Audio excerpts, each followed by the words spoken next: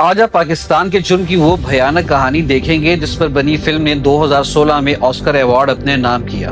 چہرے پر گولی کھائے اور خون میں ڈوبا ہوا ہاتھ لیے جب صبا پیٹرول پمپ پر پہنچی تو ایسی زندہ لاش کو دیکھ کر سامنے کھڑے ہوئے احمد کے تو ہوش اڑ گئے۔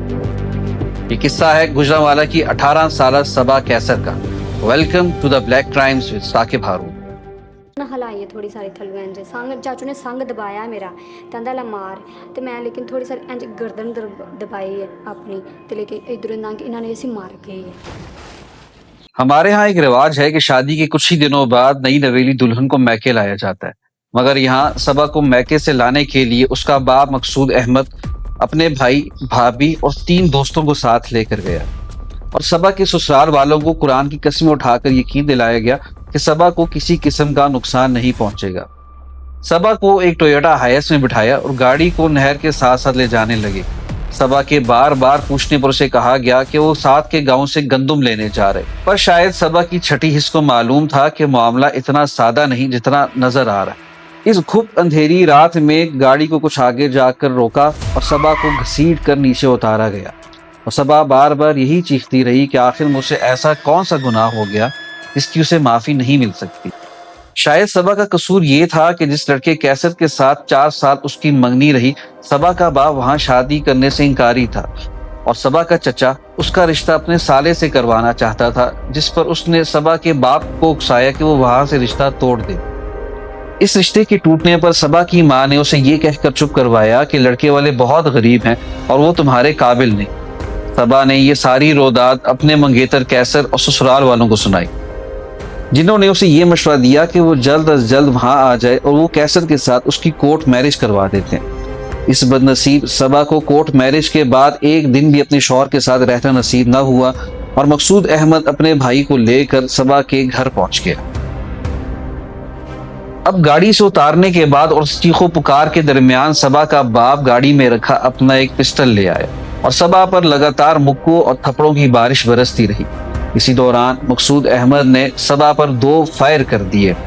صبا بے ہوش ہو کر نیچے گری تو اسے بوری میں ڈال کر نہر کے حوالے کر دیا گیا، اور شاید صبا کی لاش کے ساتھ ساتھ مقصود احمد نے اس نہر میں اپنی رسوائی، بدنامی اور عزت کے سارے بوجھ کو بھی اتار کر پھینک دیا۔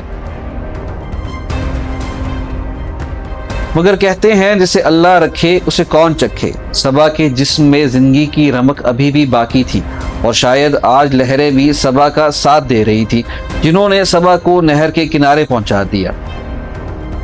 کنارے پہنچتے ہی صبا اٹھ کر دوڑنے لگی اور قریبی پیٹرول پمپ پر جا کر مدد مانگنے لگی، جہاں سے اسے ایمرجنسی سروسز والوں کے حوالے کر دیا گیا۔ اب ہاسپٹل میں لیٹی صبا نے ایک پولیس سٹیٹمنٹ جاری کیا، جس میں اس نے بتایا کہ اس حالت میں پہنچانے والا اس کا سگا باپ اور چچا شامل ہے۔ پولیس نے صبا کے باپ مقصود احمد اور اس کے بھائی کو گرفتار کر لیا۔ سلاخوں کے پیچھے کھڑے مقصود احمد نے کہا کہ اسے اپنے کیے کا کوئی پچھتاوا نہیں، بلکہ اس نے ایسے کئی لڑکیوں کو سبق دیا ہے تو آئندہ صبا کی طرح کرنے کا سوچیں گی۔ اور یہاں پر آتا ہے پاکستان کا ایک فلاڈ لا، جس میں وکٹم اگر چاہے تو مجرم کو معاف کر سکتا ہے، اور ایسا ہی کچھ ہوا صبا کے ساتھ۔ سسرال اور ماں کا پریشر بڑھا، صبا نے اپنے باپ مقصود احمد کو معاف کر دیا اور یوں مقصود جیل سے باہر نکل آیا۔ پر کیا صبا کے چہرے پر لگا زخم اسے کبھی یہ بھولنے دے گا کہ اس کے اپنوں نے اس کے ساتھ کیا ظلم کیا؟ شاید کبھی نہیں۔ صبا کی اسی کہانی کو لے کر پاکستان کی ڈائریکٹر شرمین عبید چنائے نے a girl in the river کے نام سے ایک نہایت عمدہ شارٹ ڈاکومنٹری بنائی، جس پر انہیں 2016 میں آسکر ایوارڈ ملا۔ A Girl in the River, The Price of Forgiveness, Sharmeen Obaid Chinoy. This week, the Pakistani Prime Minister has said that he will change the law on honor killing after watching this film. That is the power of film. مگر ہم آپ کو اس سوال کے ساتھ چھوڑے جا رہے ہیں کہ آخر غیرت کے نام پر ہر سال کتنے ہزاروں قتل ہوتے رہیں گے؟ کیا پسند کی شادی کرنا اتنا بڑا جرم ہے کہ اس کی سزا موت کے علاوہ کچھ نہیں؟ ہمیں اپنی رائے سے ضرور آگاہ کیجیے۔